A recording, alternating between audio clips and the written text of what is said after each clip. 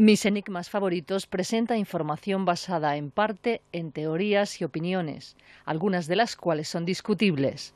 El propósito del programa no es dar por válida ninguna parte de la controversia, sino emplear los informes y pruebas dramáticas para ofrecer una respuesta posible, aunque no sea la única, a estos enigmas y misterios.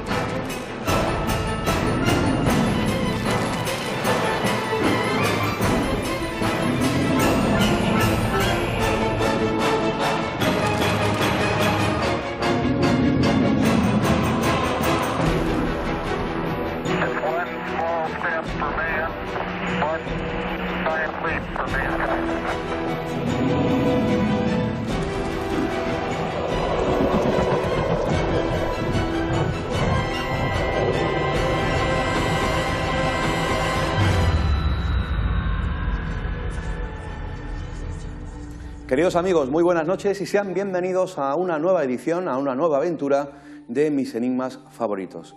Si yo les hago esta pregunta, ¿tienen ustedes algún misterio en su ciudad? Estoy seguro que si piensan durante un momento, seguro que sí, que hay alguna historia, que hay algún lugar, algún edificio que está marcado por el misterio, alguna leyenda, alguna tradición y seguro que de un pasado incluso remoto. Hoy vamos a centrar nuestra especial atención a misterios que ocurren en nuestra provincia, porque Málaga está llena de historias, de enigmas, de misterios, de leyendas, de mitos, de tradiciones. Hemos abordado en estos 15 años muchas de esas historias. Y en primer lugar vamos a hacer un viaje al pasado, porque si hay un misterio malagueño por antonomasia, del que se ha venido dando muchísima información, han corrido ríos de tinta sobre este asunto, ha sido el tan famoso Cortijo Jurado. Todavía hay muchísima gente que sigue preguntando ¿qué pasa con el Cortijo Jurado? ¿Siguen habiendo fantasmas? ¿Qué ocurre allí? ¿Se ha construido finalmente el hotel? ¿Cuáles han sido las últimas informaciones que se han generado sobre este lugar? Vamos a hacer un viaje al pasado, hace aproximadamente 10 años. Me van a ver ustedes un poco cambiado. Y el sitio también. Y gracias a este archivo de imágenes podemos recordar cómo era ese Cortijo Jurado tan especial, tan interesante, tan mágico y tan energético, según muchas personas. Viajemos al pasado para conocer la historia del Cortijo Jurado. Saliendo de Málaga, de la capital, y yendo hacia un pueblo que se llama Campanillas, nos encontramos en un pequeño altozano un extraño y mítico edificio. Se trata del Cortijo Jurado, y es ese que tienen a mis espaldas. Algunos historiadores han fechado este edificio en el año 1850. De hecho, este lugar, en muy breves fechas, será un conglomerado de ruinas y de escombros, porque aquí, en el Cortijo Jurado, se va a construir un hotel. Nosotros no nos encontramos aquí por ese motivo. Queremos ofrecerle otra historia. Queremos hacerles partícipe de algunas historias que se han producido aquí desde hace muchos años, que no son conocidas públicamente y que tienen que ver quizá con asesinatos, con fenómenos paranormales, todos desarrollados en este lugar encantado. Quizás el joven investigador malagueño José Manuel Frías tenga razón y este lugar, el Cortijo Jurado, sea la Capilla Sixtina del misterio en Málaga. Vamos a adentrarnos en el Cortijo Jurado y vamos a ofrecerles los entresijos de esta apasionante historia.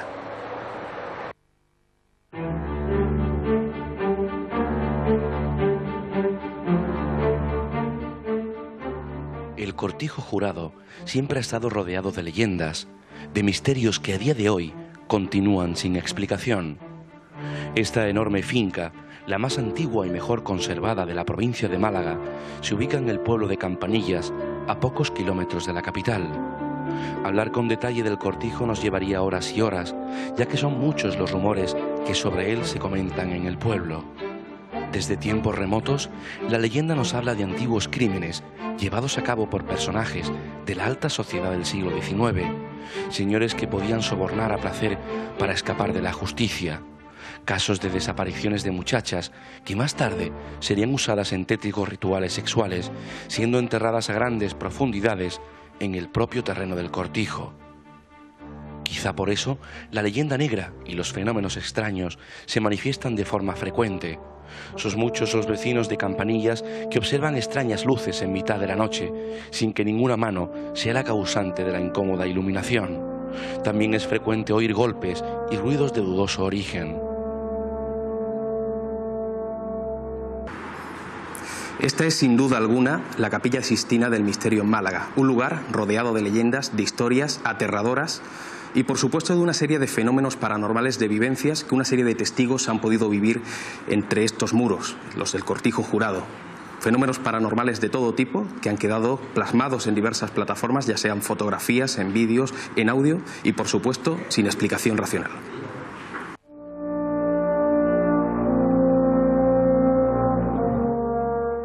Su leyenda negra parece perseguir a quien osa perturbar la paz de este lugar.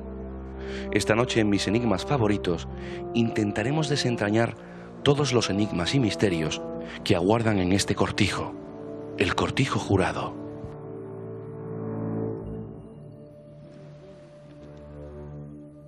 Vaya lugar, recordándolos hace muchos años, porque gran parte de ese edificio pues ya no está en pasado, precisamente 2 lustros ya, y con nosotros se encuentra algo más mayor, nuestro querido amigo, reportero, investigador, escritor, director del programa de radio Límites de la Realidad, en Metro Radio ahora, luego nos contará detalles sobre su programa. Está con nosotros hoy para hablar de este y otros asuntos. José Manuel Frías, buenas noches. ¿Qué tal? Buenas noches, gracias. Encantado de que estés aquí nuevamente. Igualmente. ¿Cómo te has visto? Bueno, muy joven sobre todo y con más pelo, por lo menos por arriba. ¿Cuántas cosas se han dicho del Cortijo Jurado como las expresadas por un servidor en el... Yo decía en aquel entonces, y lo mencionabas tú en el vídeo, que era como la Capilla Sixtina del Misterio en Málaga. Sigo pensando que a nivel visual, a nivel no sé, de simbología, de lugar simbólico, lo sigue siendo, ¿no? Pero sí es cierto que desde ese momento hasta ahora, que ha llovido muchísimo, que he investigado muchos casos de, bueno, no solamente de Málaga, pero centrándonos ahora mismo en la provincia, yo creo que he podido sacar más de 1.800 referencias de historias curiosas. Y claro, ya Cortijo Jurado ha pasado a un segundo plano. Hay historias que me han apasionado mucho más, pero sigue siendo para mí un lugar totalmente entrañable. En esta primera parte vamos a repasar todo lo publicado y lo que es actualidad del Cortijo Jurado. Nos acompaña hoy una dama, una periodista del misterio, investigadora, escritora, licenciada en Ciencias de la Información, Cristina Candela, una vieja amiga también. Buenas noches, Cristina. Buenas noches, Luis. Encantado de que estés aquí. Muchas gracias, igualmente. La última vez que tuvimos un encuentro televisivo fuiste tú, quiero recordar, la que me entrevistabas a mí. Efectivamente, fue sobre Belmez. Sí, ¿verdad? El famoso Belmez. ¿Cómo estás? ¿Está bien? Muy bien, muchas gracias. Encantado de que estés aquí, porque tú eres parte importante también en los orígenes, en la difusión de la historia del Cortijo Jurado. Sí, efectivamente fue, bueno, pues al principio de empezar yo a investigar, que unía al grupo de José Manuel Frías y el Cortijo Jurado fue el primer caso que yo pude, estudiar junto a él, ¿no? Sí, sí, lo recuerdo. Vamos a seguir recordando varias cosas, porque Cristina vivió en primera persona también algunos sucesos en el Cortijo, como también mucha gente que se ha acercado a él. Y está con nosotros por primera vez un joven investigador, es reportero, es director y presentador de un programa de radio, Ramas del Misterio, en Onda Color. Luego vamos a conocer también más detalles de este programa de radio que hace en Málaga y dedicándose también a la difusión y divulgación de los enigmas y misterios. Se llama Javier Pino. Buenas noches, Javier. Muy buenas noches. Encantado de que estés aquí con nosotros. Un placer. Y encantado porque además decíamos fuera de cámara que tiene que haber savia nueva, nuevas generaciones que estén ahí empujando fuerte en la difusión, en la divulgación de los grandes enigmas. Pues bueno, ahí vamos intentando trabajar, intentando demostrar, intentando enseñar, ¿no? Porque a fin de cuentas es nuestra finalidad, ¿no? Comentábamos fuera que lo importante es llegar y cualquier medio es... Javier Pino también está aquí como investigador, lógicamente, porque ha traído nuevas informaciones de un expediente, de un caso, el caso Almagro, de la calle Almagro, que hemos abordado ya en un par de ocasiones, y trae nuevas informaciones y conclusiones creo que interesantes. Pero si os parece, vamos a ir poco a poco avanzando en los contenidos que tenemos previstos, porque José Manuel decía, es que han corrido ríos de tinta y se han hecho tantas... barbaridades también del Cortijo Jurado. Sí, muchas mentiras, muchas fotografías falsas que han pululado por internet y que la gente, dentro de esa inocencia, se lo han creído prácticamente todo, ¿no? Yo creo que el Cortijo Jurado es un gran caso, pero habría que separar con bastante intensidad lo que es mentira, todo lo que se ha aportado además para darle importancia a la historia de lo que realmente ocurre. Y lo que ocurre no es que sea algo portentoso comparado con otros casos, pero sí muy curioso y sobre todo que nos retrotrae pues prácticamente siglo y medio, en la época en la que se construye aquel lugar y donde supuestamente ocurren una serie de circunstancias, vamos a decir, pseudohistóricas, porque no están contrastadas, pero sí forman parte de la tradición y de la memoria popular de la gente de Campanillas, ¿no? Sobre todo ubicar ante todo el cortijo, aunque yo creo que es sobradamente conocido por la gente, en esa barriada de Campanillas, a las afueras de Málaga, aproximadamente 6-7 kilómetros de lo que viene siendo bueno, no la capital, pero sí lo que es el casco de Málaga. Está un poquito alejado. Déjame que mostremos dos imágenes. Ah, estupendo, muy bien. Vamos a ver una primera imagen de cómo está el cortijo jurado actualmente y pongamos atención en los carteles que se han puesto, porque, en fin, claro, llama, como dice nuestro buen amigo Lorenzo Fernández, llama poderosamente la atención pues el texto, ¿no?, que ponen esos carteles en esta fotografía que ha sido tomada hace muy poquito. Vemos a los fantasmas. Le hemos dado vacaciones hasta nuevo aviso. Por favor, no entren. Bueno, era casi necesario poner un cartel de esto, aunque parezca como algo muy humorístico, pero yo he visto allí, cuando iba a investigar, no sé, hace 7, 8 años, cuando ya había sido el boom, pues grupos de 40, 45 chavales haciendo botellón dentro de un lugar como este. O sea, yo creo que era necesario dar un aviso de que allí ya no se puede entrar, ¿no? Y el contraste de esta fotografía es otra del año 1930, en 1940. No se sabe con exactitud, pero está entre esos dos lustros esta imagen. Fíjense, ¿no? Qué imagen, bueno, más... qué semblante tiene esta mansión, qué maravilla. Este cortijo. Yo creo que dentro de lo que es la provincia de Málaga es el edificio más simbólico, ¿no? Tenemos que además recordar que fue erigido en aproximadamente 1850, a mediados del siglo XIX, y por una de las familias más importantes en la provincia. No eran nativos, no eran de Málaga, vienen del norte, pero aquí empiezan a crear una industria, ¿no?, y a tener a su servicio pues a 3.000 trabajadores. Y erigen cortijo jurado, erigen también cortijo Colmenares, que es un cortijo que está aproximadamente a 1,5 kilómetros en línea recta, y bueno, se convierten, como digo, casi en los dueños de todo lo que es la industria malagueña, y por lo tanto personajes muy conocidos, muy singulares, ¿no?, en lo que es Málaga, ¿no? Por lo tanto, cuando uno ve esa diferencia de lo que era el cortijo en su momento, de la importancia que tuvo, de esos personajes de la alta burguesía, y ve lo que ha quedado hoy día, la verdad es que da bastante lástima, porque no ha sido solo el paso del tiempo, no ha sido solo la climatología, ha sido la gente que ha acudido al lugar simplemente para hacer daño, para destrozar las paredes, para romper el techo, para hacer agujeros de planta a planta, y eso ya creo que es la parte un poco negativa del misterio. Cuando uno difunde con toda la buena intención del mundo, es para que el que está al otro lado de un libro, de una pantalla de televisión o de una emisora de radio pueda conocer la historia, no para que vaya a cometer una serie de maldades tremendas, ¿no? Como Cristina, Javier, podéis intervenir cuando queráis, o bien diciendo algo, preguntando. Cristina, luego me voy a centrar contigo con este tema del cortijo jurado. Continúa. Bueno, porque claro, es lo que te preguntaba al principio, ¿no? Sí. ¿Cuántas falsedades y cuántas informaciones incorrectas y falseadas se han dado, ¿no? Claro. Yo creo que sobre todo a la hora de hablar de la historia de Cortijo Jurado, esa historia luctuosa, que es la que presuntamente se ha convertido en ese detonante de lo que ocurre hoy día, o lo que ha estado ocurriendo hasta hace bien poquito, hay siempre que indicar que no forma parte de la historia oficial. No tenemos una documentación que avale lo que allí dice la gente que ha ocurrido. Sí es importante que la memoria popular lo apoya, ¿no? Y siempre la memoria popular se basa en algo que pudo ser en su origen real y que luego se ha podido ir adornando, ¿no? ¿Cuáles son esas historias, las que me han contado allí? Pues por una parte que allí existe un túnel que une Cortijo Jurado con Cortijo Colmenares y que ese túnel ha servido durante mucho tiempo para trasladar cadáveres. Bien, ¿de dónde procedían estos cadáveres? Presuntamente de jóvenes que eran secuestradas en la zona, en el entorno de Campanillas, por personajes de los cuales desconocemos los nombres, porque sabemos que aquello fue erigido por la familia Heredia, esa familia tan importante, que por allí han pasado los Larios, que ha sido otra familia también muy singular de Málaga y emparentada con la primera, pero luego han transcurrido una serie de años en los que muchas familias diferentes han estado habitando la finca, con lo cual se podría situar en una fecha difícil de señalar, entre 1850 y 1925. Eso es lo que afirma la tradición popular, con lo cual no podemos señalar a nadie, pero esa tradición afirma que fueron secuestradas esas muchachas, quizás 15 o 20, jóvenes entre 12, 16 y 17 años aproximadamente, que con ellas se realizaban una serie de rituales satánicos sexuales, donde se mezclaba un poco de todo, ¿no? Era como caprichos de personas que tenían capacidad económica y para controlar también un poco a la sociedad, a las autoridades, y dejaban de alguna manera discurrir esos deseos morbosos, ¿no? Eso se hacía dentro de una capilla además sacralizada, cristiana, que está dentro de la propia finca, que fue iglesia oficial durante mucho tiempo, o por lo menos durante el tiempo en el que se reforma la iglesia de Campanillas, porque fue demolida durante un incendio.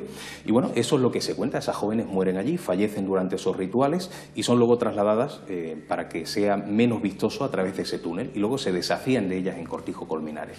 Supuestamente eso es lo que de alguna manera ha provocado que hoy día existan presencias que están presuntamente quizá enterradas dentro de Cortijo Jurado y estén manifestándose, intentando hacerse ver. Pero repito, no es historia, es pseudohistoria, es lo que cuenta la memoria popular. Cristina, Javier, ¿preguntas, reflexiones? Sí, porque cuando uno investiga Cortijo Jurado, porque quizás no yo me haya encontrado con este caso... ¿Tú has estado ahí, Javier? ¿Has estado? Estuve hace ya tiempo, ¿vale? Y claro, uno, pero más bien lo ve desde el lado de los archivos, ¿no? Cuando uno ya se topa con el caso, se topa con las leyendas, ¿no? De que rodean en torno a Cortijo Jurado, y te das cuenta un poco de que parte de, por ejemplo, empezabas a decir, José Manuel, lo de los túneles, ¿no? Cómo a día de hoy, tras remover tierra, sigue sin aparecer, ¿no? Lo cual queda mucho expuesto, ¿no? Esa leyenda queda expuesta. Además, en mis investigaciones tuve la oportunidad de contactar con historiadores de Málaga, los cuales me certificaron, ¿no? De que la conexión quizás no tan clara a la historia entre la familia Heredia y los Larios, ¿no? O sea, prácticamente se decía, la historia dice, ¿no? Que muchas veces quizás no sea así, pero la historia dice que los Larios y los Heredia no tuvieron relación. Cristina, ¿tú alguna opinión, alguna reflexión de lo escuchado? Bueno, yo quería hacer una matización, y es que realmente el túnel existe. Yo he conocido a una persona que me ha afirmado que ha estado dentro de ese túnel, es una psicóloga que actualmente vive en Barcelona, y que de pequeña, cuando estaba aquí en Málaga, ese edificio pertenecía a una familia que se llama Quesada, y me comentó de que realmente ya estuvo allí jugando en el túnel y que lo que no habían, desde luego, eran máquinas de tortura. Bueno, es que yo no sé de dónde sale lo de las máquinas de tortura, porque claro, hay personas que relacionan Cortijo Jurado con la Inquisición, cuando las fechas no cuadran para nada. Pero bueno, es parte de esa especie de tradición falsa, como también el hecho de que todo el mundo dice que tiene un familiar, un abuelo, un bisabuelo, que era dueño de Cortijo Jurado. Es que de hecho a mí de pequeño me lo decían, oye, tu bisabuelo era el dueño de Cortijo Jurado. Y luego he conocido como 40 personas que dicen lo mismo. Es como si asumieran esa especie de mentira y le hicieran suya, ¿no? O sea, cosas de esas me he encontrado muchísimas. Cristina, entonces, a la persona que tú entrevistaste, ¿jugaba de niña allí? Jugaba de niña en el túnel. En el túnel, iba con la hija de la familia que vivía allí, pasaban allí los veranos, y ha estado dentro del túnel. O sea, que tiene que haber varias personas, niños en aquella época supongo, que conocían la existencia de ese túnel y que tuvieron que jugar allí. Claro. Uno de los ancianos a los que yo entrevisté en Campanillas, creo que se llama Miguel Martín Sánchez, él me dijo que también cuando era joven, tendría 20 años aproximadamente, jugó casi una especie de desafío, porque aquello era considerado, Cortijo Jurado, como la casa del terror por aquel entonces, ¿no? No sé qué época sería, si la década de los 40, de los 50, y entonces el desafío, junto con los compañeros, era ver si era capaz de entrar en aquella casa. Él dice que se cuela, que llega a penetrar en un túnel y hace una descripción pues parecida, me imagino, Cristina, a la que te harían a ti, ¿no? Que recorría ese túnel, que se encontraba algunas piedras talladas con una especie de simbología extraña. Habla también de algunos huesos que no sabía diferenciar si eran de animales, si eran humanos, pero parece que hay personas que aseguran que aquel túnel existe. Antes de continuar con tu relato de las investigaciones y los hechos a nivel cronológico, Cristina, tú has estado muchas veces en el Cortijo y en numerosas ocasiones también con José Manuel, como mujer, y digo como mujer porque las mujeres son más sensitivas que los hombres. Yo sé que tú has sentido cosas allí, así como otras muchas personas que se han acercado al Cortijo, pero después de todo lo visto, vivido, experimentado, entrevistado, divulgado, ¿qué significa para ti el Cortijo Jurado? ¿Qué hay en el Cortijo Jurado o qué hubo? Lo que hay no lo sé, o sea, yo te puedo decir qué es lo que he sentido y lo que he vivido, ¿no? Sí es cierto que si te pones a analizar los fenómenos, por lo menos yo como testigo, que también es bastante subjetivo, he podido tener, bueno, pues he visto cosas extrañas. Una vez, además estaba José Manuel Frías también, una especie de neblina blanca que estaba allí en la puerta y que curiosamente, bueno, pues en ese momento yo tenía que atravesar la puerta y cuando vi la neblina, pues la verdad es que era súper racional, ¿no? ¿Era de noche, Cristina? Era de noche, bueno, y además fue una noche muy especial en la que pasaron muchas cosas y bueno, pues además fue la última de las que yo pasé allí en el cortijo del miedo que pasé, porque además de ver esta silueta, después, bueno, pues se escucharon unos gritos muy fuertes de niña en directo, unos olores a incienso muy intensos y además, bueno, habíamos estado 5 minutos antes en el cortijo, salimos un momento y al volver la casa estaba impregnada de ese olor, ¿no? O sea, fue una noche... Con la fuerte sensación de que allí había algo. Efectivamente, y además era una sensación que, como yo le digo, es muy subjetiva, ¿no? Pero era una sensación de que la casa te estaba transmitiendo como miedo, ¿no? Como pánico. Entonces... bueno, pues a partir de esa noche yo decidí no volver más al cortijo jurado y ya, bueno, tardé muchos años en volver, ¿no? Y experiencias, pues hemos tenido muchas, hemos sentido cómo nos han tocado, hemos sentido, bueno, hemos escuchado voces, hemos sentido sobre todo en la parte derecha de la casa, en una habitación de arriba, donde además se dice que hubo un asesinato, bueno, José Manuel lo podrá explicar mejor. Y bueno, incluso vimos un trozo de tierra, cómo se ondulaba. Me acuerdo que era nuestra primera visita al cortijo, estamos viendo un poquito... Como si la tierra se moviera. La tierra se movió. ¿Como claro, tomando forma de algo? Sí, era como si fuera una ola, se hizo un pequeño montículo y después volvió a su estado natural. Me acuerdo que, bueno, pues las personas que estábamos allí incluso pues estuvimos mirando a ver si es que la tierra podía haber algún animal, cualquier cosa, y aquella tierra no, aquella era dura como llamé sola, ¿no? Qué curioso. Y como te digo, pues muchos fenómenos a los que nos hemos enfrentado cada vez que hemos ido allí. Javier, ¿tú que has estado también, has sentido cosas ahí en el cortijo? Nosotros registramos, inclusive casi se puede decir influenciados, ¿no?, por la leyenda, llegamos a escuchar, lejos de grabadoras, lejos de dispositivos de grabación, llegamos a escuchar como un grito que recorrió todas las estancias del cortijo. Íbamos suficientes en la investigación como para afirmar de que todos escuchamos un grito de niña que venía, además quien conozca Cortijo Jurado sabe que rodeado por carreteras, una finca muy amplia, lejos de cualquier tramo urbano, escuchamos esa voz, ¿no? Ese grito de niña desgarrador que se repitió no una, ni dos, ni tres, se repitió más de 4 veces que en ese complejo, algo curioso. Además, Luis Mariano, hay un dato que, bueno, no voy a decir el nombre de la persona porque, bueno, la conocemos José y yo, pero como no se lo hemos comentado tampoco quiero nombrarla, pero aquella noche en la que escuchamos unos gritos en directo, esta chica sintió, a la vez que escuchaba los gritos, como, bueno, ella describió que había sentido lo que esas chicas en el pasado habían vivido. Sintió, bueno, que la apretaban el cuello, le ataban las manos y le daban latigazo en la espalda. Curiosamente, cuando salió del cortijo tenía marcas en las zonas que ya había dicho. Qué fuerte, sí, qué fuerte. Yo sí quería decir, y dejarlo una vez más claro, que cuando los medios de comunicación general de este país se hacen eco de esta historia, se empiezan a dar todas estas informaciones, muchas de ellas no contrastadas, pero la génesis de la investigación y de la divulgación la acomete José Manuel Frías. Es gracias a él quien todo el mundo conoce esta historia del cortijo, no tan contaminada, lógicamente, al principio.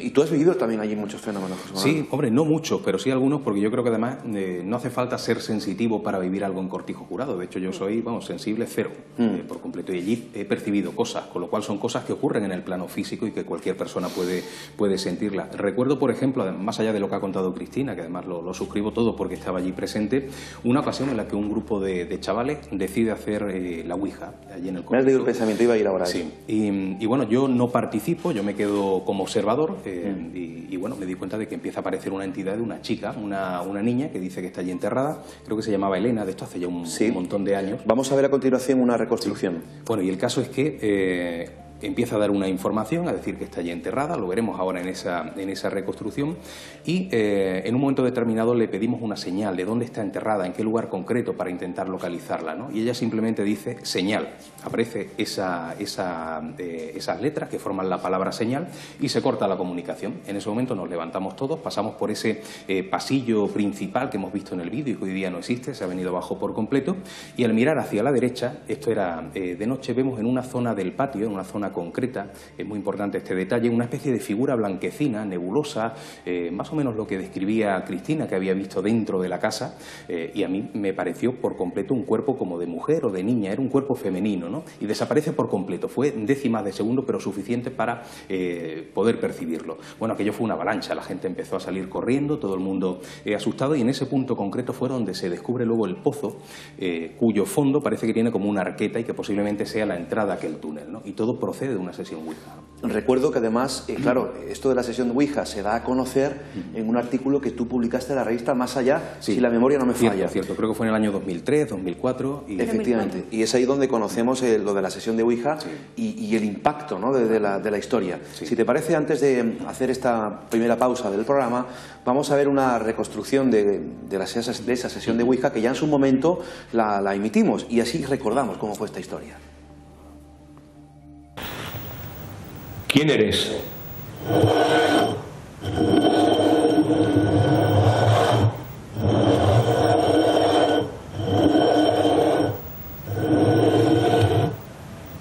Elena. ¿Qué edad tienes? 12.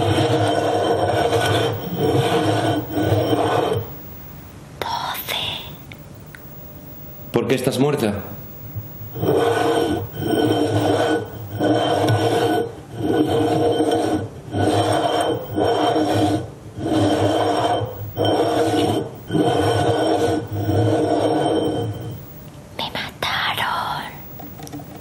¿Fuiste una de las víctimas de los dueños de esta casa?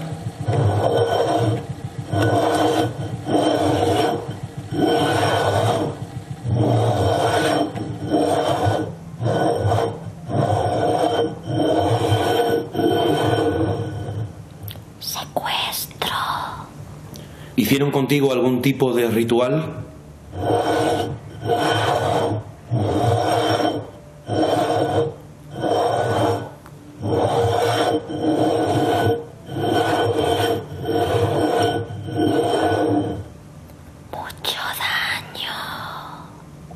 ¿Había más gente inocente contigo?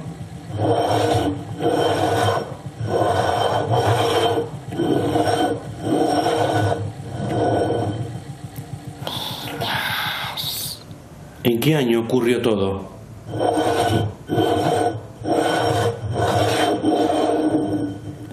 No sé. ¿Dónde estás enterrada?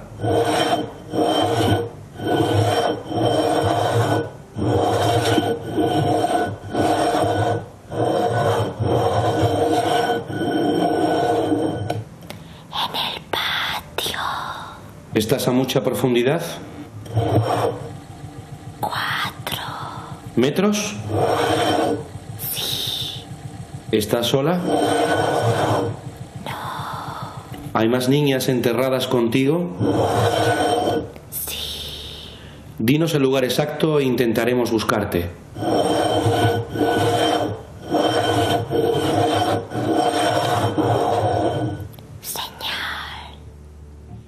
Es la señal de la que nos hablaba José Manuel. Tenemos que hacer nuestro primer alto en el camino.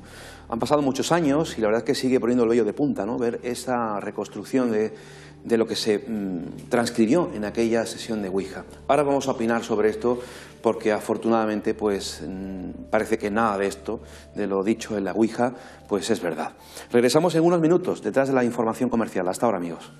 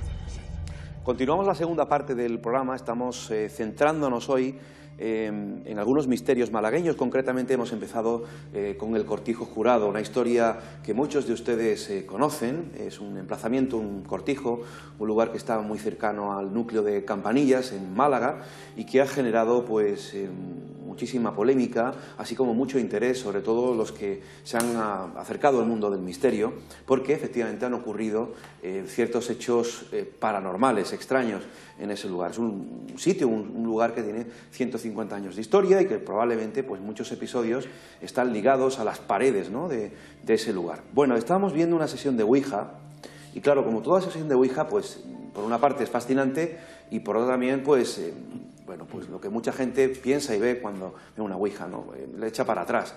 Y es que es cierto que hay mucho sensacionalismo, mucha mala prensa acerca de este método de experimentación, y veíamos esa reconstrucción de esa sesión de Ouija que se llevó tal cual, y todo lo expresado en esa reconstrucción ocurrió así, ¿verdad, José Manuel? Sí, ocurrió exactamente así. No me acordaba ya de todos esos datos que han ido saliendo. Contenido. La verdad es que me ha impresionado, ¿no?, después de este recordatorio, ¿no? Y sí, ocurrió exactamente así. Yo tampoco le doy mucha veracidad a esa información que aparece en la Ouija. No se la ha dado nunca a ninguna sesión Ouija. Creo que hay mucho que hay que analizar y que estudiar en torno a ese fenómeno. Pero sí me parece interesante esa vinculación que existe entre el momento en el que nos dicen que nos van a dar una señal, que esa chica presuntamente llamada Elena nos va a dar una señal, y que justo segundos después veamos esa señal en un lugar donde luego aparece, muchos años después, una entrada, ¿no?, un acceso a un pozo. Yo me quedaría con eso de la sesión Ouija. El resto de la información, por supuesto, lo pongo en entredicho. ¿Vuestras opiniones, Cristina, Javier, de la Ouija?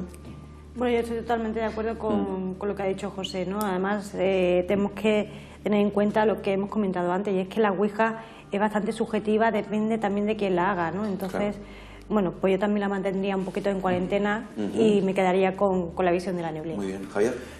A fin de cuentas nos quedamos con lo que podemos ver y los resultados que se demuestran, ¿no?, de lo que preguntamos. Recuerdo una sesión que hice en la cual pedíamos al ente que se manifestara en la sala donde estábamos, ¿no?, que prueba más palpable que evidentemente así se resolvió con unos toquecitos justo en la mesa donde estábamos haciendo la sesión, algo que nos sorprendió a todos y claro, ahí yo creo. No solamente se hicieron sesiones de Ouija, bueno, esta la publicó José Manuel en la revista Más Allá y se dio a conocer, pero seguro que se han hecho muchísimas sesiones de Ouija en el interior de Cortijo Jurado, así como psicofonías. Vamos a recordar también algunas de las más famosas, también de las más claras, podríamos decirlo así, que se grabaron en el Cortijo, algunas de ellas de un investigador malagueño también. Sí, de Antonio Guerrero, que ha estado en numerosas ocasiones conmigo en aquel tiempo maravilloso en el que el Cortijo Jurado estaba vacío, llegaba uno y podía investigar tranquilamente, y gran parte del material que hoy día pulula por internet en cuanto a psicofonías o parafonías, como le gusta llamarlas, es de Antonio Guerrero. Vamos a escuchar las que tenemos preparadas.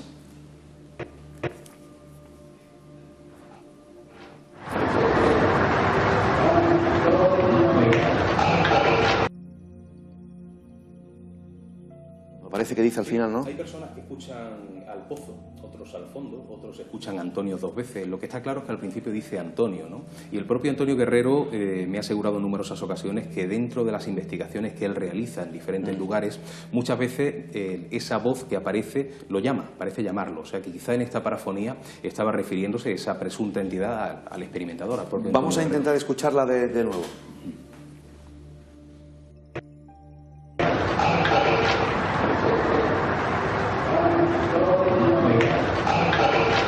El Antonio es claro, por lo Sí, menos. sí, es clarísimo.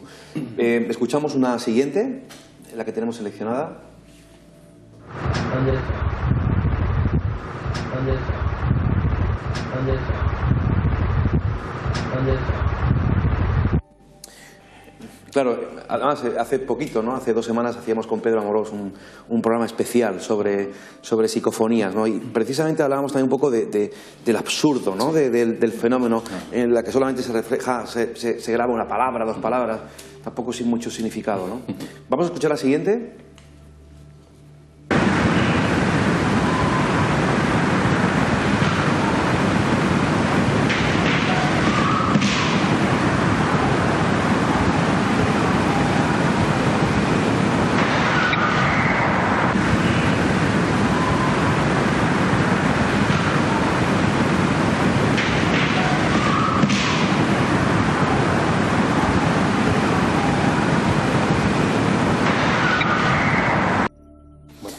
Esta dio mucho que hablar, lo recuerdo. Sí, de hecho, yo creo que lo importante de esta grabación es que no es una parafonía al uso, es que es algo que escuchamos, hacía alusión Cristina antes, lo escuchamos nosotros directamente y daba la casualidad de que la grabadora estaba allí encima, ¿no?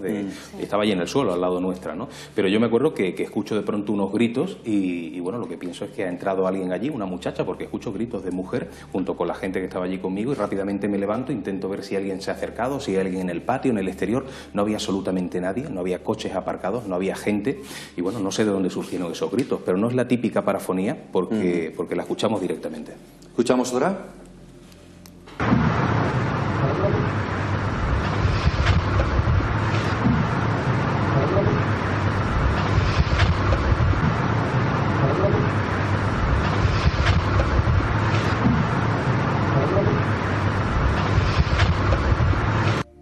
¿Cuántas veces hemos dicho eso de que las psicofonías hay que escucharlas con auriculares, ¿no? Sí. Para poder apreciarlas mejor? Manoli. Bueno, no sé si dice Manoli, pero ¿y si fuera así tiene relación con el lugar? No es relevante tampoco. No es relevante tampoco. ¿Escuchamos una última?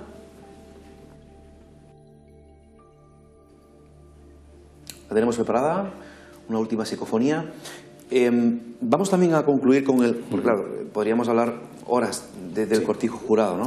Pero me gustaría mostrar también algunas imágenes que tomamos en un famoso programa de radio, Milenio 3, cuando estuvimos haciendo en directo, además, aquella madrugada, dispusimos varias cámaras en los pasillos, en diferentes estancias, y cómo pudimos recoger también con las cámaras algunos fenómenos luminosos extraños. ¿Te acuerdas? Sí, sí, la verdad es que pasaron cosas curiosas aquella noche, no cosas impresionantes, pero sí es cierto que se ven determinadas cosas que pasan por delante de la cámara. No sé hasta qué punto puede explicarse científicamente en cuanto a motas de polvo, insectos, pero bueno, fue una noche interesante. Intentamos recuperar esa última psicofonía, si está preparada. ¿No? Bueno, pues no sé qué pasa últimamente, que hay como duendes ¿os ha pasado alguna vez en algún programa de radio, en algún programa de televisión, que siempre falla un vídeo, Sí. Parece que hay como espíritus en el plató que se meten en los equipos y no nos dejan trabajar. Más opiniones sobre el cortijo jurado. ¿Algo que queráis preguntarle a José Manuel o algo personal? Fíjate porque antes cuando cuando hemos puesto las psicofonías y se han escuchado tanto la de los latigazos como porque se escuchaban los gritos y después esa voz, ¿no? Que parecía que decía Antonio, no tan claramente. Cuando estuvimos haciéndola allí, curioso porque casi se repite, o sea, casi se repite la misma historia.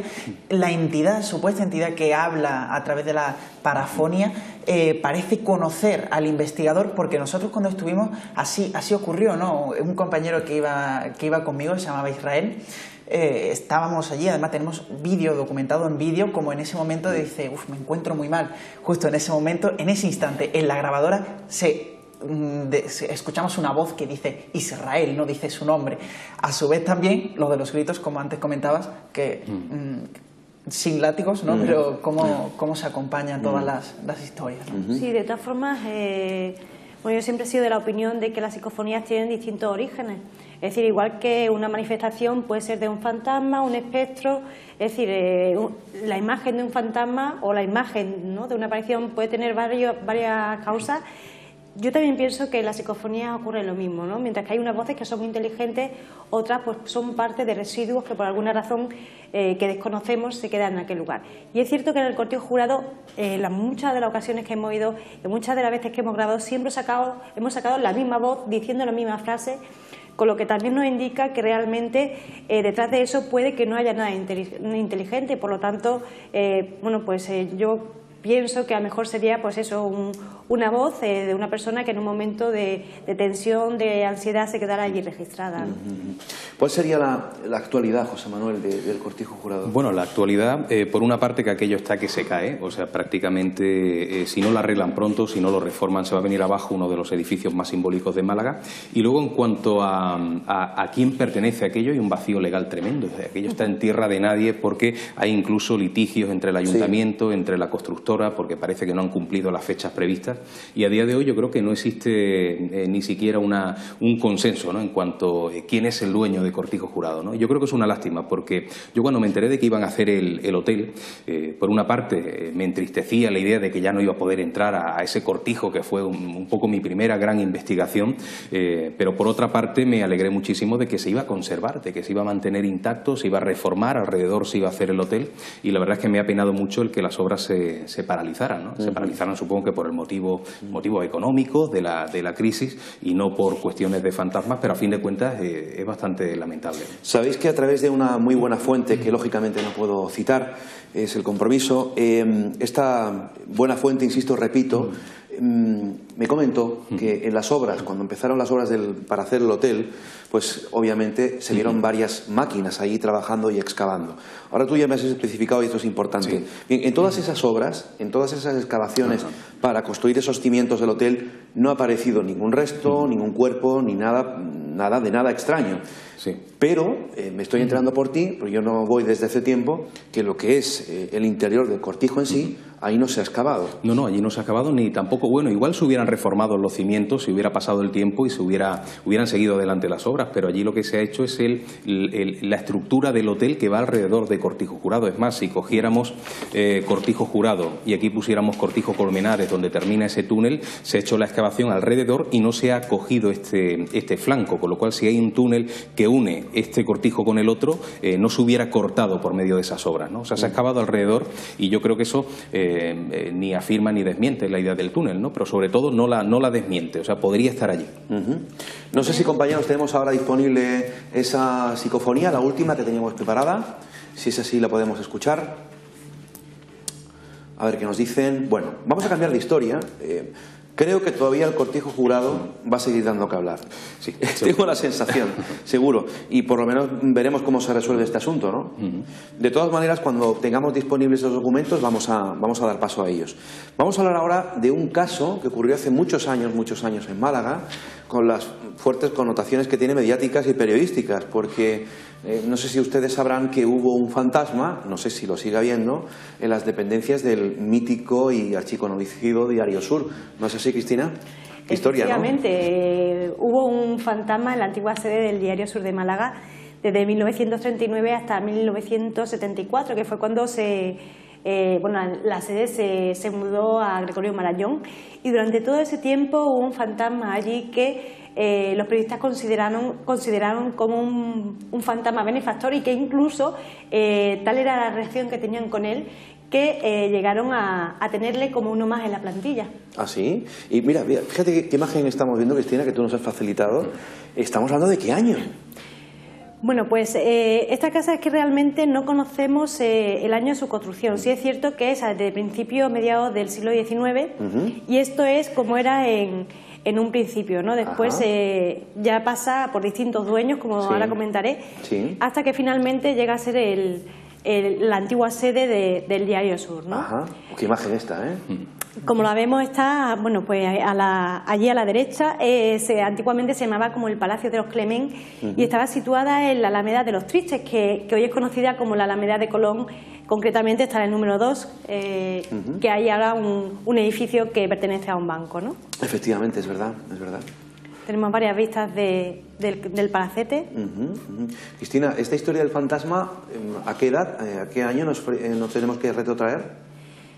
Mira, esta foto sí me gustaría comentarla, porque fue, es la portada del libro que a mí me llevó hasta el caso, ¿no? Fue escrito por don Francisco Lancha, un periodista de renombre que, por cierto, murió la semana pasada, y que, bueno, pues a partir de entonces pues tuve varias conversaciones con él, y él fue el que me puso al día de todo lo que ocurría en el periódico. ¿Esa es una foto actual, Cristina? ¿Dónde estaba? Efectivamente, este es actualmente el edificio donde se encontraba el antiguo palacete. ¿Y qué pasaba? ¿Cuáles eran los fenómenos que ocurrían allí? Pues un poco te voy a contar también la historia, un poco los antecedentes, para que también la gente sepa qué es lo que ocurrió allí y cómo llega ese fantasma a ese palacete. Lo que dice la tradición popular es que, que don Adrián comienza en Málaga a mediados del siglo XIX, cuando un joven que era bastante guapo, apuesto, bastante mujeriego, se enamora locamente de una chica. Esta relación no es bien vista por los padres y entonces los amantes tienen que vivir por separado. Este joven, que sufre una terrible depresión, al final, bueno, pues se enclaustra en el dormitorio de su vivienda, y tal es su estado de ánimo que incluso los familiares tienen que llevarle la comida porque él se niega a salir de allí. Entonces pasa el tiempo, permanece el chaval entre estas cuatro paredes hasta que finalmente fallece. Y es entonces, en este momento, cuando empiezan a producirse fenómenos en este palacete que, como digo, estaba en la Alameda de los Tristes, que hoy es Alameda de Colón. O sea, murió por tristeza, por depresión. Efectivamente, con lo que se dice antes, un mal de amores. Un mal de amores. Y bueno, ya aquí donde ya tenemos el origen de ese personaje que después sería el fantasma de don Adrián. Ajá. Realmente la identidad de ese joven enamorado al que llamamos a don Adrián no sabemos quién es. Tenemos varias hipótesis. Hay quienes piensan que fue Juan Clement, que es el que le dio el nombre al palacio. Otros piensan que pudo ser Enrique Scholl, que era un cónsul de Dinamarca, que bueno, adquirió el palacete años más tarde.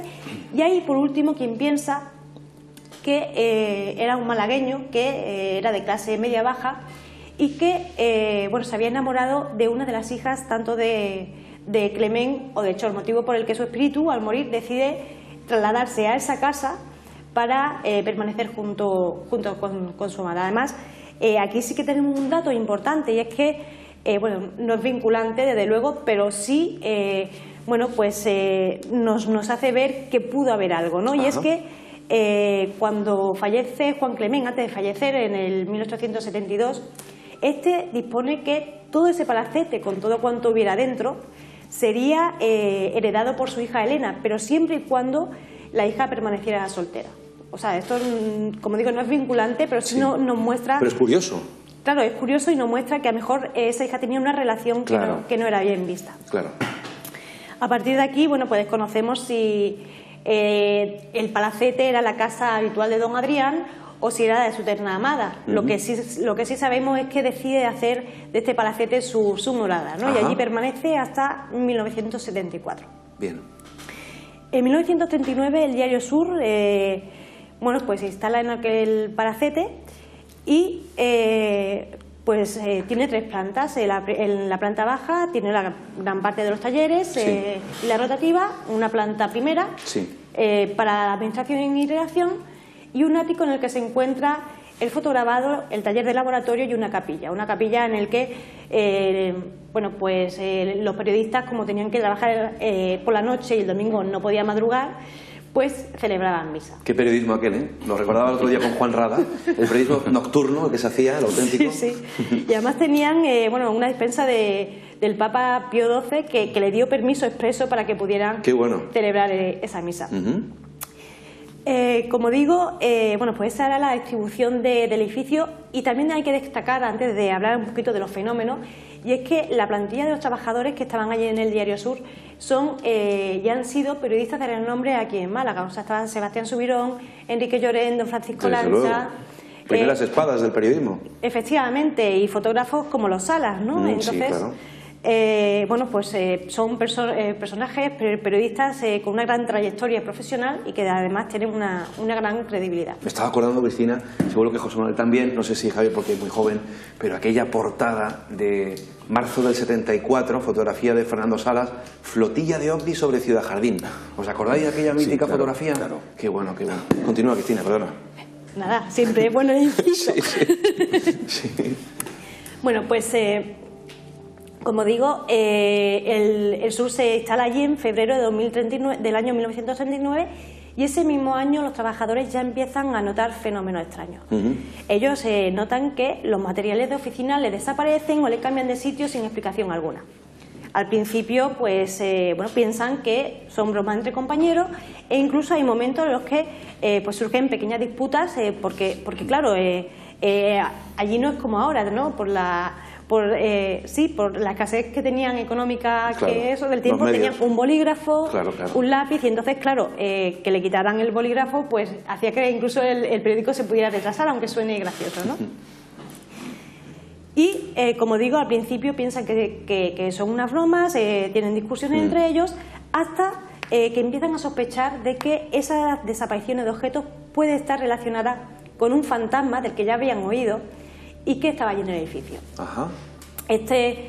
Bueno, pues al principio esta opinión choca con las personas más incrédulas que hay allí, pero poco a poco las manifestaciones de este fantasma pues va ganándole terreno y al final acaban totalmente convencidos de la existencia de este fantasma. De hecho, pasan de ser de los más incrédulos a ser más papistas que el Papa, ¿no?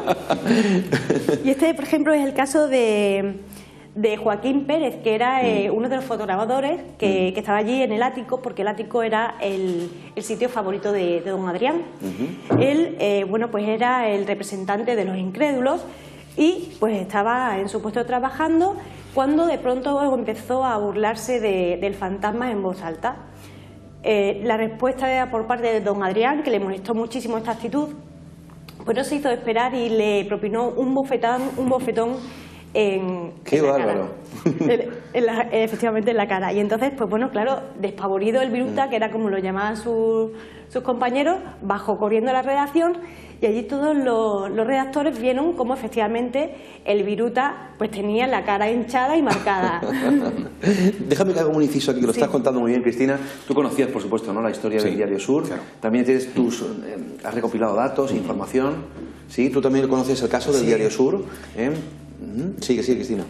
Pues, como digo, así fue el comienzo de don Adrián con los escépticos, ¿no? Fue dando duro. ¿Qué más fenómenos han dado? También en la parte del ático, bueno, pues estaba el taller de fotografía y allí se encontraba Pepe Salas, pues con sus negativos, sus documentos.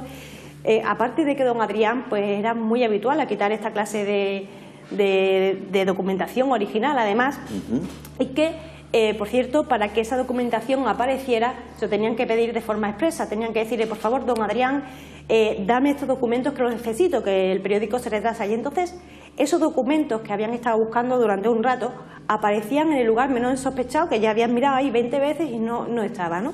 Bueno, pues a este Pepe Sala, cuando don Adrián se le aparece por primera vez. Pepe Salas lo describe como un fantasma precisamente de mediados del siglo XIX que llevaba chaqueta y chaqué. Entonces, bueno, pues como digo, es la primera manifestación física real, o sea, que la pueden ver los periodistas. O sea, tuvo una aparición, se apareció el fantasma. Sí, se apareció en varias ocasiones, esta fue la primera, luego más tarde se le parecería a otro compañero. Después, bueno, pues en septiembre de ese mismo año comienza la Segunda Guerra Mundial. A don Adrián se ve que no le gustan los conflictos y los fenómenos casi desaparecen. Existen algunos aislados, pero realmente no se produce con tanta frecuencia como antes. Y no lo hace hasta que en 1947, cuando llega un nuevo director, Francisco Matías Sanz, cuando don Adrián parece que este cambio le gusta y ya no solo hace sus trastadas en el ático, sino que además baja a la redacción y pasa mucho tiempo allí con los redactores. Entonces en la redacción, bueno, pues había una mesa muy larga que estaba al lado del teletipo y donde se ponían todos los periodistas que a medida que iban sacando las noticias del teletipo, pues se lo iban repartiendo a los periodistas para que pudieran escribir los titulares a mano y tal. Pues los periodistas pues se quedaban totalmente sorprendidos porque en el primer descuido que hacían, cuando se volvían ya les faltaba algo. Y entonces pues volvían a la misma técnica de, por favor, don Adrián, que el periódico se retrasa, inmediatamente volvía a aparecer el objeto, ¿no? Incluso uno de los materiales más favoritos de don Adrián eran las tijeras. Y además tijeras allí solo había una, porque resulta que la rotativa tenía unas bobinas muy grandes de papel que eran las que servían para imprimir el periódico. Y al final de esa bobina era un papel que ya no se podía reutilizar y como no había dinero, pues se recortaba como si fueran un folio y se repartían a los periodistas para que pudieran tomar sus notas. Y entonces las tijeras eran algo imprescindible, ¿no? Y don Adrián se pasaba los días pues quitando las tijeras, devolviéndolas, quitando los bolígrafos. Luego, bueno, pues también hacía desaparecer también, por ejemplo, los componedores, que eran, bueno, donde se componían, tenían unas cajas, unos cajetines en medio, donde se ponían las letras para luego llevarlo a la rotativa. ¿Cuántos testimonios, cuántos fenómenos, ¿no?, se han dado ahí en el... Todo, y además lo curioso es que eran todos eran muy frecuentes, eran a diario y además... Con muchos testigos, además, periodistas todos. Todos periodistas. Qué curioso. Efectivamente. Luego, por ejemplo, también se hace visible ante Manolo Reyes, que también un fotografador del diario, que bueno, pues que estaba allí trabajando, entraba y salía, y en un momento dado pues también se lo encontró en la escalera. También, bueno, pues era uno de los incrédulos, porque aunque don Adrián le gustaba estar en la tercera planta, los de allí parecían que eran de otro mundo y pensaban que era fantasía, ¿no? Y también pudo ver al fantasma. Pero lo curioso de este caso, Luis Mariano, ya no es solo la relación que tenían con los periodistas, que como digo, los periodistas pensaban que era un fantasma benefactor, que además trabajaba por el bien del periódico, sino que cuando se mudan, cuando se van a la sede de Gregorio Marañón, compran una rotativa seminueva que viene de Estados Unidos y que era muy avanzada y muy moderna. Bueno, pues aquella rotativa se rompe, no hay forma de arreglarla, había mucha competencia, el periódico se retrasaba y los periodistas estaban muy nerviosos. Total que a Salvador Sala, si no recuerdo mal, se le ocurre una idea, y es pedir ayuda a ese fantasma que tanto les ha ayudado. Y entonces, ¿qué es lo que hacen? Bueno, pues cogen objetos que habían en el antiguo palacete, como por ejemplo un reloj de pared, una botella antigua, lo llevan a la mitad de la nueva sede del Diario Sur, y allí se ponen todos en círculo alrededor de aquellos objetos y empiezan a hacer como una especie de ritual, conjuro. Don Francisco Lancha no me supo concretar mucho más, en el que invocaron a don Adrián para que le hiciera ese pequeño favor. ¿Hicieron una invocación? Hicieron efectivamente una invocación los periodistas allí en mitad del sur. ¡Qué fuerte! A partir de entonces la rotativa no volvió a dar nunca más problemas. Y ya, pues como anécdota... ¿Y dónde está el fantasma de don Adrián? Pues ya es a modo de anécdota. Pero decir que aquella botella que eligieron como posible morada de don Adrián para que fuera la nueva sede, todavía hoy se encuentra en el despacho, tengo aquí el nombre de Pedro Luis Gómez, en el Diario Sur de Málaga. No me digas, qué curioso. Vamos a hacer nuestro segundo alto en el camino. Lo has contado muy bien, Cristina, y José Manuel y Javier nos van a dar también sus opiniones de este caso del Diario Sur, y nos vamos con otra historia. Hasta ahora, amigos.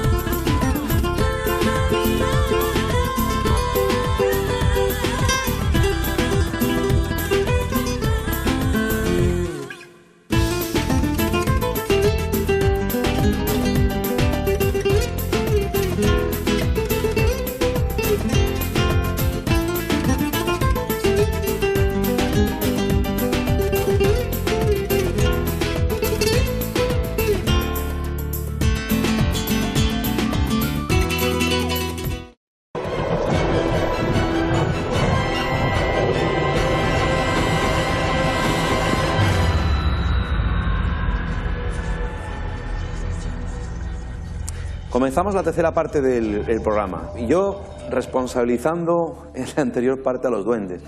Los duendes pueden estar tranquilos porque el responsable soy yo, que estaba pidiendo una cuarta psicofonía y ya se habían emitido 4. Claro, es que son tantas cosas las que uno tiene en la cabeza, que están emitidas las 4 psicofonías, que es las que teníamos recopiladas, para ultimar en el apartado gráfico, ¿no? El tema del cortijo jurado. Habían cositas que mostrar. Por ejemplo, unas imágenes en infrarrojo que tomábamos aquella noche que hacíamos en directo el programa Milenio 3 para la cadena SER, conducido por nuestro compañero y amigo Iker Jiménez, en el que efectivamente se recogieron, en aquel programa, insisto, en directo, en la madrugada, me parece que fue un viernes, se recogieron varios fenómenos. Vamos a ver una de las, efectivamente, visiones de una de las cámaras, que creo que recordar fue la mía, la que en aquel pasillo se mostraban ciertas esferas, ¿no? Fenómenos luminosos extraños. Vamos a recuperar esas imágenes. Bueno, ahí estamos tú y yo, que dejamos la cámara con el trípode. Fue horas antes de la retransmisión en directo del programa de radio. Nos marchamos. Ahí, José Manuel, tienes que decir que no había absolutamente nadie, ¿verdad? Nadie. Estaba todo lo que es la zona bastante bien controlada. Y bueno, ahí ha aparecido ya de izquierda a derecha. No sé si luego lo vamos a ver repetido otra vez. Ahí vemos nuevamente cómo ha cruzado el campo visual de la cámara. Hombre, hay veces que con el sistema infrarrojo, como tú bien dices, cualquier insecto, cualquier objeto que pase delante de la cámara, pues se ve reflejado. Ahí veíamos otra.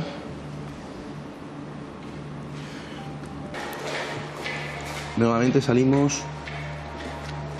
Claro, si esto hablamos de psicofonías, de fotos extrañas, de vídeos extraños, le unes lo que uno puede percibir, que entiendo que es subjetivo, en ese lugar, pues hombre, confronta un puzzle en el que todo lo paranormal pueda existir en ese lugar, ¿verdad? Claro, y es curioso con relación a los vídeos que no solamente es en esa ocasión, además tu videocámara captó varias esferas en distintos momentos. La mía, que estaba justo enfrente, mirando hacia la derecha, también captó algo.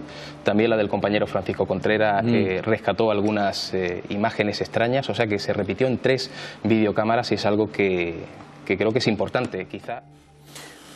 Ahora comentamos el documento. Vemos otro grabado el 28 de junio de 2002, otro suceso también anómalo, extraño, en el Cortijo Jurado. Vemos estas imágenes.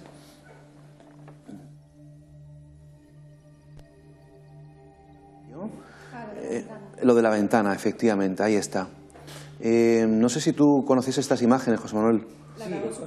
Sí, tampoco son... si tuviera que hacer un top 10 de sucesos interesantes de Cortijo Jurado, no estarían estas, pero porque son fenómenos que podrían ser reales, podrían ser extraños, pero cualquier percepción, cualquier tipo puede ser un insecto, puede ser un reflejo de una linterna, eso puede confundir, sobre todo usando infrarrojo, ¿no? Son curiosas, pero tampoco le doy una importancia grande. Cristina, ¿tú querías decir algo viendo esas imágenes? No, realmente estoy de acuerdo con José Manuel Frías en que muchas veces la oscuridad de la noche con la linterna, Perdón. cámaras, Jesús. Perdón, gracias. Todo eso puede confundir y luego pues resultar, bueno, pues cuando vamos a un sitio de esto, la verdad es que vamos con muchas ganas de ver cosas y podemos malinterpretar algo, ¿no? Pero si hay que ser realistas, realmente lo que vemos ahí puede ser un reflejo o puede ser cualquier otra cosa. ¿Quieres decir algo, Javier? Curioso, te lo comentaba justo cuando se emitía el corte, cómo nosotros registramos también justo desde el patio, ya a la visual, ¿no? A nuestros propios ojos, como en la ventana que da del cuarto de baño da al patio, vimos una especie de luces, las vimos desde el patio, subimos arriba con las cámaras y casi sin quererlo, pasando por los pasillos, grabamos una pequeña esfera, era muy pequeña, luminosa, pasando por detrás de nosotros. Volvemos a lo mismo, ¿no? Puede ser cualquier cosa, pero lo bonito es el misterio. Vemos ahora 2 fotografías que nos ha traído Cristina Candela, también de una de las estancias del Cortijo Jurado. Esta es una de las muchísimas que se han hecho, ¿no? Y que algunas de ellas comportan algo extraño, ¿no? Recogen algo extraño. Vemos esas 2 fotografías. Cristina, esto es la estancia de arriba, si no recuerdo mal. Sí, efectivamente, es el ala derecha, si no recuerdo mal. Y bueno, la fotografía se hizo en el 2009 aproximadamente y bueno, pues la habitación estaba totalmente oscura y yo pues estaba usando el flash, o sea, no veía tampoco lo que estaba fotografiando y bueno, pues ahí al lado de la primera ventana que hay a la izquierda se ve en un principio como un poquillo de algo verde, ¿no? Que no se sabe lo que es. En la siguiente foto ya vemos como ese verde parece que se ha adelantado un poco y se ha puesto en mitad de la ventana, ¿no? Curiosa imagen, claro, es que ¿qué son estos halos, estos haces de luz, estas energías que a veces las cámaras captan? ¿Cuántas veces, verdad? Hemos captado a través de nuestras cámaras estos fenómenos luminosos extraños. Concluimos aquí el Cortijo Jurado y, como he dicho antes, seguro que va a dar que hablar. Yo sí quisiera decir algo importante y es que hace algún tiempo también se publicaron, llegaron a la revista de José Manuel Frías una foto donde aparecían supuestos cadáveres momificados. Cierto. Que tienen mucho que hablar. Cierto. Me gustaría matizar que se descubrió que esas fotografías realmente no pertenecían a los cortes jurados, que estaban hechas en el cementerio San Miguel, para que la gente, bueno, pueda saber la verdad de todo lo que vamos descubriendo con el paso del tiempo. Has hecho muy bien en recordar esto, porque yo recuerdo que se montó permítame esta expresión, un pollo bueno con el tema, porque recuerdo que los cadáveres estaban como en bidones, ¿no? Sí, estaban prácticamente tirados encima de muebles, metidos en bidones, dentro, como bien dice Cristina Candela. ¿Pero eso no apareció en un piso de la calle Larios? No, eso apareció en una especie de cuarto a las afueras del cementerio de San Miguel, ¿no? Y de esa información tengo yo constancia a través de un vigilante de seguridad, que en su momento además me dice que no mencione cuál es el sitio. Yo siempre que hablé en programas de televisión o de radio o en prensa decía un edificio simbólico del centro de Málaga, sin hacer alusión exactamente. Ah, claro, y de ahí que se dijera que fuera en un piso de la calle Larios de Málaga. Sí. Bueno, concluyendo la historia de este fantasma ya querido del Diario Sur, ¿alguna opinión, alguna información adicional, José Manuel? Bueno, sobre todo me quedo con esa imagen de aquellos reporteros de raza haciendo una invocación para que el fantasma arreglara la nueva rotativa, ¿no? que es algo bastante curioso. Y luego el hecho de que el fantasma acuda al nuevo edificio cuando normalmente están anclados en un lugar determinado. Hay quien dice que está dentro de ese frasco, que todavía se conserva, y hay quien dice que no, que está todavía dentro del edificio originario, causando fenómenos a la gente que vive allí en el entorno. Yo me quedo con lo del frasco, que es más romántico. De todas formas, don Francisco Lancha, cuando tuve la oportunidad de hablar con él la última vez, me dijo que bueno, que al principio del traslado don Adrián se seguía manifestando. Lo que ocurre que después bueno, él me daba su opinión y me decía que bueno, pues que los periodistas empezaban a jubilarse, venían otros nuevos y que ese cambio no le debió gustar a don Adrián, porque fue cuando empezó a desaparecer esos fenómenos, ¿no? Pero que en un principio parece que sí había algún tipo de fenómeno. Bueno, ¿y en la actualidad hay o no hay? Ahora mismo no hay nada. Está inactivo el tema. Salvo la botella con don Adrián dentro. Sí, que de hecho lo habíamos pedido para traerla esta noche aquí y nos dijeron que no, dice a ver si se os derrama o lo que sea y empiezan los fenómenos. ¿Alguna opinión, Javier, sobre este caso? Conocí el caso a través de Cristina cuando lo presentó en mi programa y fue la verdad que algo muy curioso, ¿no? Porque cómo se une, como decía antes José Manuel, con ese ritual casi, ¿no? Y con el ambiente periodístico, cómo se une el periodismo y el misterio, ahí es casi de libro. Sí. Y además el compañerismo que existía con el propio fantasma, que lo consideraban como uno más, y bueno, en sus relaciones diarias pues estaban con el fantasma como si fuera algo lo más normal del mundo, ¿no? Faltaba la nómina. Sí. Vamos a cambiar de historia, de caso. Vamos a dar ahora, como siempre, los datos del programa, pero me gustaría bueno, dar los datos de nuestros invitados, sus páginas web, qué están haciendo, qué programas están dirigiendo y presentando, dónde, a qué horas y qué días. José Manuel Frías tiene su página web, que ya conocen de ustedes de sobra, www.josemanuelfrias.com. Hay mucha información en ella. Él sigue dirigiendo y presentando Límites de Realidad, un programa ya decano en la radio, muchas temporadas, muchos años. Lo está haciendo ahora en Metro Radio. Cuéntanos, José Manuel, ¿qué día, qué hora? Lo tenemos los viernes a las 11 de la noche. Queda ya poquito tiempo para ya mismo terminamos temporada. Pero bueno, creo que seguimos dando ahí un poquito de cancha a todo este tipo de temáticas. El dial no lo sé que se emite en Málaga a través del dial, pero yo para eso soy muy despistado. Se puede escuchar en directo también a través de internet. Y bueno, viernes a las 11. Espero que la gente Viernes a las 11. Como todos los programas de radio que hay en España, fin de semana siempre, por la noche. Está ahora José Manuel en Metro Radio. De todas maneras, él está en Facebook, en internet, pueden meter su nombre y apellido y enseguida pues le aparecerá el podcast y todos los programas que se puedan descargar de Límites de la Realidad. Javier Pino tiene un programa de radio también, Ramas del Misterio. ¿Cuánto tiempo llevas haciéndolo? Pues ya lleva sus 6 añitos. 6 años, 6 temporadas. 6 años con además 200 capítulos, no son pocos. Qué bien.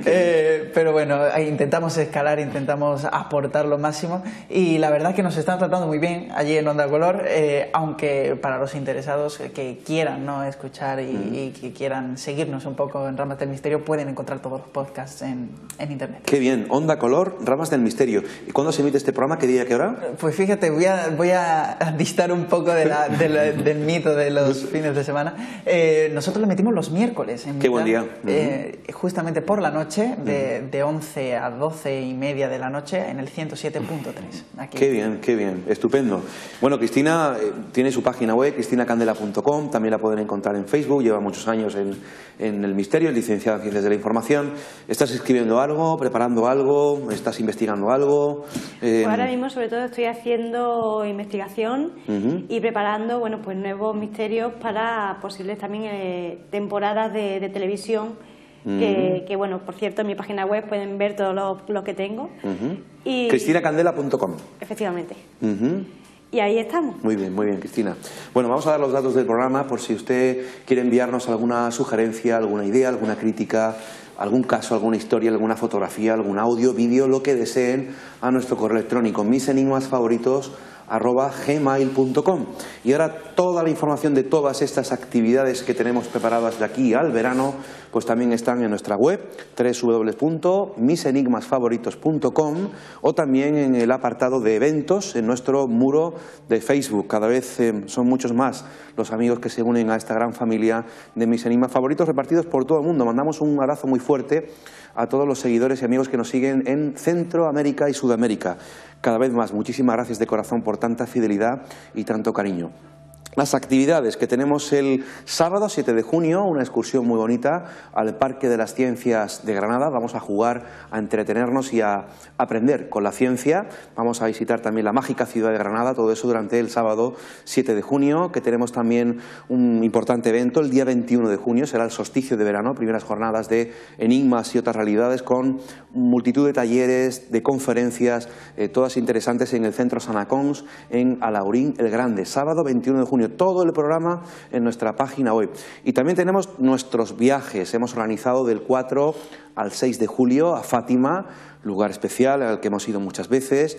Del 26 de julio al 30 de julio a Lourdes y Zaragoza, visitando el Monasterio de Piedra, otro lugar muy bonito, muy especial. Que tenemos en agosto 2 grupos exactamente iguales al Camino de Santiago, del 1 al 9 y del 15 al 23 de agosto, y que también tenemos organizado nuestro esperado y ansiado viaje a Egipto, que muchos de ustedes ya nos han solicitado, desde el día 27 de agosto al 6 de septiembre. Toda la información en nuestra página web, misenigmasfavoritos.com.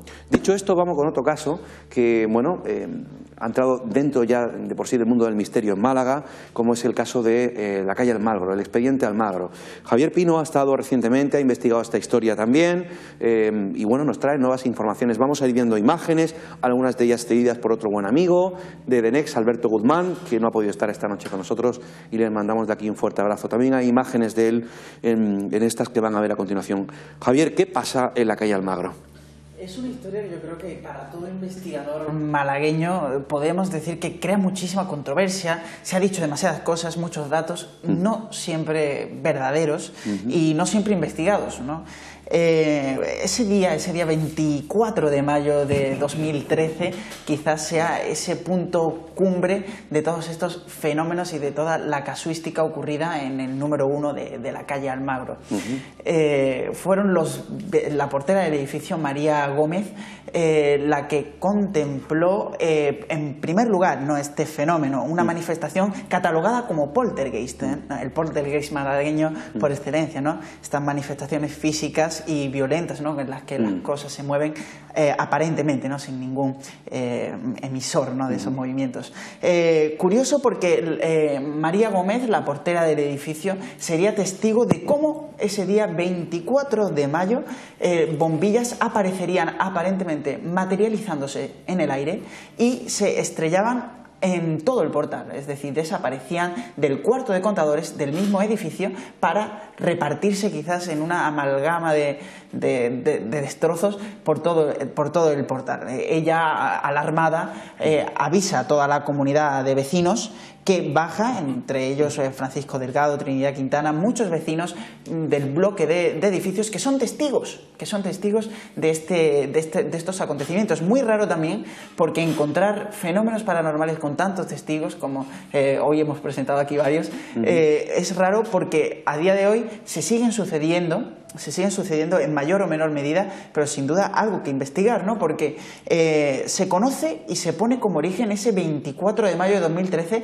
aunque para mi gusto hay que ampliar la visión, ampliarlo mucho más, porque días posteriores a este día que entra la policía, entran los bomberos, que inclusive son también testigos del fenómeno, e inclusive uno de los bomberos cuentan, ¿no? Que recibió aparentemente un golpe con un candado, ¿no? Materializado en el pie.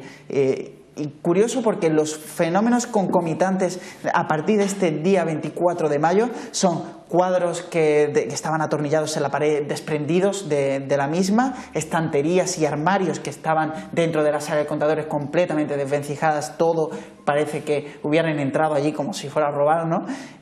La claraboya que veíamos ahí en las fotografías completamente destrozada al haberse, como, al igual que las bombillas, ¿no?, materializado una llave inglesa, que así describen los testigos, que reventó la claraboya. Inclusive un hueco cóncavo muy cerquita de esta que apareció en el techo a 3 metros de altura después de escucharse un fuerte golpe. Muy curioso también, casi como yo lo asemejo mucho a un puñetazo, ¿no? Como si alguien hubiera dado un puñetazo con rabia en el techo de yeso. Muy curioso porque las plantas del edificio, los maceteros, también aparecían tirados por el misma portería y por la entrada. Y curioso porque todas las plantas, todas las bombillas parecen que iban estallando en todas las plantas del edificio. Curioso también que se hablaba porque los trozos de cristales que se estrellaban a lo mejor aparecían en plantas distintas y en los mismos lugares donde desaparecían las bombillas no estaban los cristales, ¿no? Encontramos esos dos casos, ¿no? Muy curiosos. Aunque para mí el giro, yo creo que, como comentabas antes de la presentación, ha dado nuevas luces quizás a las tantas sombras, ¿no?, que tenía el expediente Almagro, ¿no? Se conocía ya que en este edificio se ejercían como fuerzas electromagnéticas, incluso creo que se llegaron a medir, ¿no, José Manuel? Sí, yo recuerdo aquellas imágenes, de hecho muchas de esas imágenes que hemos visto son tuyas. Claro, fue una idea además de nuestro compañero Juanfran Romero, que en un momento determinado decide poner, no sé por qué, la brújula justo debajo de la claraboya, de la claraboya y de esa hendidura, ¿no?, esa especie de bollo en el techo, ¿no? Y justo al pasarla por allí de un lugar a otro, empieza a girar de manera alocada, ¿no? Y está grabado además. Recuerdo esas imágenes tuyas. Un vídeo muy, muy curioso, ¿no? Yo, como bien dice Javier, para mí al menos es uno de los casos más impactantes de los últimos 20 años, no solamente en Málaga, sino también en el resto de España. ¿Para ti es auténtico? Para mí es auténtico. Siempre dejo la puerta abierta a la posibilidad de que no lo sea, pero casi en totalidad es auténtico. Javier. Electromagnetismo que casi que vamos ligando, ¿no?, con la historia que a día de hoy nos ha llegado, ¿no? Porque casi, José Manuel, tú fuiste también de los primeros en investigar, de presentarte allí, en ver el fenómeno de primera mano, casi sin contaminar, pero quizás el tiempo también nos revela otros datos, ¿no? Como por ejemplo el caso de un vecino. Muchos de los que estaban allí ya se rumoreaba en tiempos que esto ocurría en casi de echarle la culpa, ¿no?, podríamos decir, como detonante a uno de los vecinos del bloque. Cobra sentido porque 6 meses antes de ese 24 de mayo de 2013, esta persona se muda al número 1 de la calle Almagro y automáticamente 6 meses después, y antes, con anterioridad, también se habían dado, como veníamos comentando, estos fenómenos tan violentos que casi nos recuerdan, ¿no?, un poco a la telequinesis, ¿no? Porque quería yo aportar este dato, ya que calificar de poltergeist algo tan repetido en el tiempo y con estas pequeñas características, ¿no?, que vamos sacando, vamos viendo que dista un poco de la... No te preocupes, suele ocurrir fenómenos extraños en el plató. Pues, como decimos... ¡Qué susto, caray! Quizás telequinesis aquí, ¿no? Quizás telequinesis porque cuando estos fenómenos ocurrían, los vecinos lo achacaban a eso, ¿no?, como si fueran entes sobrenaturales y sobre todo cuando se ha escrito al respecto, se ha escrito como tal, ¿no?, como poltergeist. Pero curioso cuando recibo de información de miembros del bloque, vecinos del bloque, de que este vecino no solo es consciente de que provoca esto, sino que cuando se muda a este edificio, en bloques anteriores ya había ocurrido lo mismo. No tenemos registro de que esto haya sido así, pero sí lo cuentan, sí cuentan como si en otro edificio donde él ya habitó todo ocurrió. Sí tenemos registros de que ha sido inclusive despedido de muchos trabajos donde estuvo. No me digas. Sí, por ocasionar daños colaterales con esta aparente habilidad un poco controlada, ¿no? Es curioso porque encontramos mucha relación con el caso de Nina Kulagina, ¿no? Nina Kulagina, qué clásico. Vamos a ver imágenes.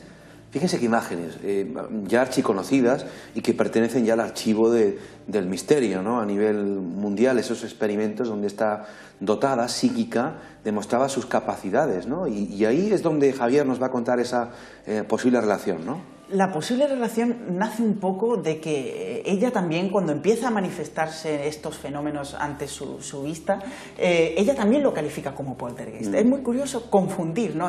Mira, Cristina, mira qué imágenes.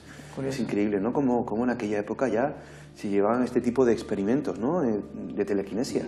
Un caso auténtico, ¿no, Javier? Caso auténtico, o por lo menos no desmentido y queda casi ahí como en el registro de videoteca, ¿no? Sí. Y yo creo que un caso al que hay que mirarle con especial atención, ya que ella también, cuando manifestaba una especie de estado alterado, viene siendo enfado o viene siendo cualquier sentimiento, ¿no? que suscitara este tipo de eventos desencadenantes, ¿no? También ocurre eso en la persona que vivía, ¿no? En la calle Almagro, ¿no? Cuando él tenía momentos de alteración, los fenómenos ocurrían con mayor violencia.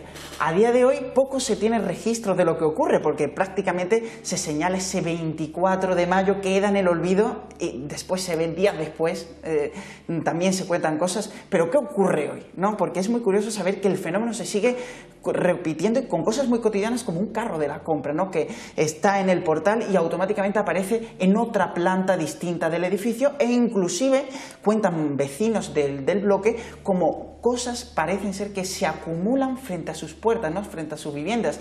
Muy curioso ver cómo a día de hoy se sigue manifestando, o sea, no es cosa de un día o de dos.